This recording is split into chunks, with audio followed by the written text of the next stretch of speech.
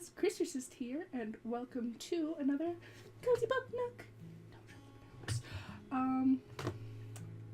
This episode we're doing Dracula by Bram Stoker, published in 1897. So yeah, it's one of the classics. It's another one of those Barnes & Noble classic ones. So let's get right into it. The cool thing about this is it's not just one point of view. It's multiple point of views, and they're all put together so it creates one whole story. Like, there's newspaper clippings and diary entries and all like letters, and it's done really well. So the plot is Jonathan Harker, he's a lawyer. He's going to the Count's castle to do a real estate transaction. Starts on his trip on the way to the castle, and on his way all these like townspeople and peasants and stuff, they're like they look at him like he feels horrible. They feel horrible for him, like basically like he's a lamb going to slaughter, and it's freaking him out, but he keeps going. And like he gets up to the castle and he's like, why are all the peasants like this? This Count Dracula guy seems really nice and gentlemanly. And he gets there. At first it's fine, but as the days go by, he realizes, oh shit, this is a mistake, and he ends up as the Count's prisoner. Finds out he's gonna become lunch for the Count's, what are they? Hoes? That's the Count's girlfriends. Yes, there's multiple. There's 3. Count's a player. Our, homeboy, Jonathan Harker, he's like, fuck this shit, I'm out. And ends up scaling down the walls before he can become lunch. Meanwhile, across the land, John's fiance is chatting with her friend, Lucy. Come to find out, Lucy is straight up pimping, and she ends up having 3 guys propose to her, but she's all about that wood and chooses Homewood. I'm sorry, guys. I'm so sorry. Mina actually decides to go visit Lucy after hearing all the good news and whatnot. While they're there, they hang out. They make some friends with this little old sailor guy who's an ornery little bastard, but he's still lovable. And then soon after Mina arrives, a ship crashes into the shore. No survivors on the ship except for a dog that ends up disappearing. After the ship crashes, Lucy ends up sleepwalking a lot. On one particular night, Mina ends up finding Lucy at their usual hangout spot in the graveyard, and ends up seeing some weird shit, aka a black shadow with red eyes hunched over Lucy. So Lucy ends up getting sick after that. Dr. Seward, one of the guys who proposed to Lucy, ends up stepping in as her doctor. He's kerfunkled, so he ends up calling his professor Van Helsing. Jumping back across to Jonathan, he ends up turning it up in, Budapest with a brain fever, whatever the fuck that means. That seems like a blanket statement over any kind of sickness. But yeah, this is the 1800s, so psh. And Mina ends up leaving Lucy to go to John, because it's not too bad with Lucy yet. Van Helsing arrives in Whitby, and he does an examination on Lucy, and he's like, shit. And he ends up contacting a friend and filling Lucy's room with garlic flowers. Lucy ends up getting better after this, but Lucy's mom is a dumb fuck and took the flowers out and opened the window, and then lo and behold, Lucy starts getting sick again because she was left open for an attack. Seward and Van Helsing, they end up doing everything they can for her, but it ends up being useless because even after 4 blood transfusions, she ends up dying. And so does her mother from a frail heart on the same night. After Lucy's dead, though, Van Helsing's like, we're not done here, old chaps.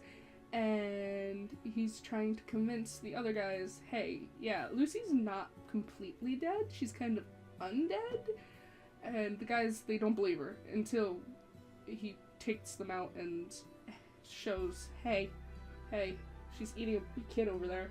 Believe me now? And they're like, yes, we do. So they end up going with Van Helsing, going to her tomb, putting a stake through her heart, chopping off her head, and filling her mouth with garlic. And yay, no more Lucy vampire attacking kids. Once they're done with Lucy, they're like, this shit sucks. We've got to stop this. So they turn their sights on Dracula himself. So while all that was happening, Mina and John end up getting married in the hospital. They return to England. They basically go on with their lives. John's boss, who's a father figure to him, ends up taking him into their home. Mina and them take care of him until he passes away, and in the end they find out he left everything in their will to them, so they end up being rich. Right after all that happens, Van Helsing actually calls up on them. He's like, yeah, I need to know what's been going on with all of this shit. Mina gives him the diaries of both John and hers. Together, Mina and Van Helsing end up piecing together the narrative and figure out where Dracula is and what's going on and stuff. So our merry band of vampire killers go to Dracula's new estate, and they're gonna go take care of him. But while they're over at Dracula's house, Dracula's where Mina is, and he ends up attacking Mina. So our guys, they end up destroying the thing that lets Dracula stay in England. He runs away to Transylvania. They split up into two groups and go after him. Van Helsing and Mina, they end up going up to Castle Dracula. They end up cleaning the castle, killing Dracula's girls, and sealing all the entrances. That's the word I want. Sealing the entrances. The other group that were following, like, Dracula directly, they end up catching him right outside the castle and shivving him, and he ends up dying. So, Dracula's dead, Mina's safe, everybody's happy, except Homewood, because he's still lonely. And that's the end of Dracula. Good book. Gets a little long at parts, like, I didn't enjoy reading the newspaper clippings because they were a little flamboyant, but maybe that's how they were at the time. So if you haven't read it and you've seen all the interpretations, it's fun to read it because then you can go back and compare it to the original, and it's a good read. I highly recommend it.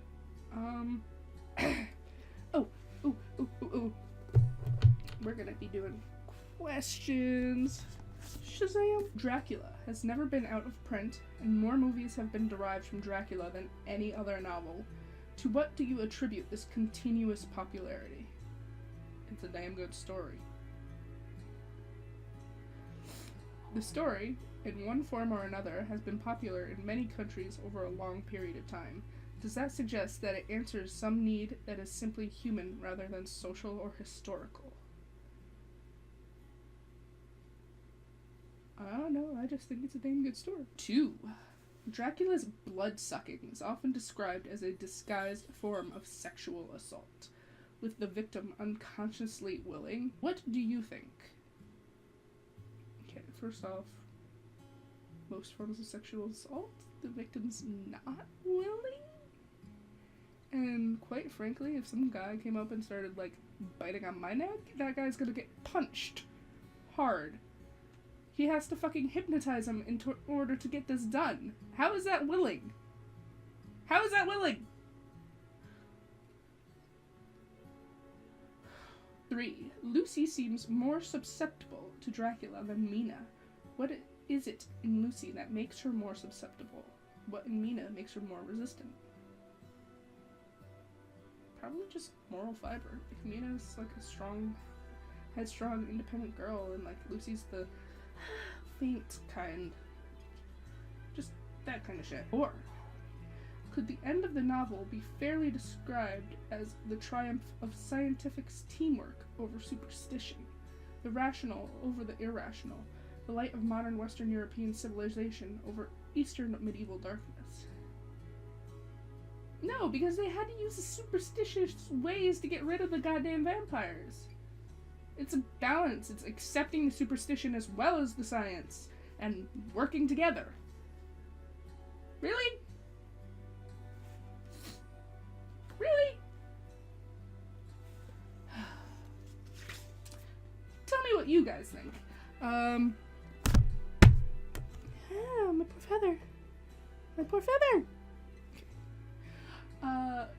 But seriously, guys, write in the comments what you think. Your answers to those questions. Did you like it? What did you not like about it? Yeah. So, let me know in the comments below. It'd be nice to start a discussion. So, yeah. That was Dracula by Bram Stoker, and see you at the next Cozy Book Nook. Ciao!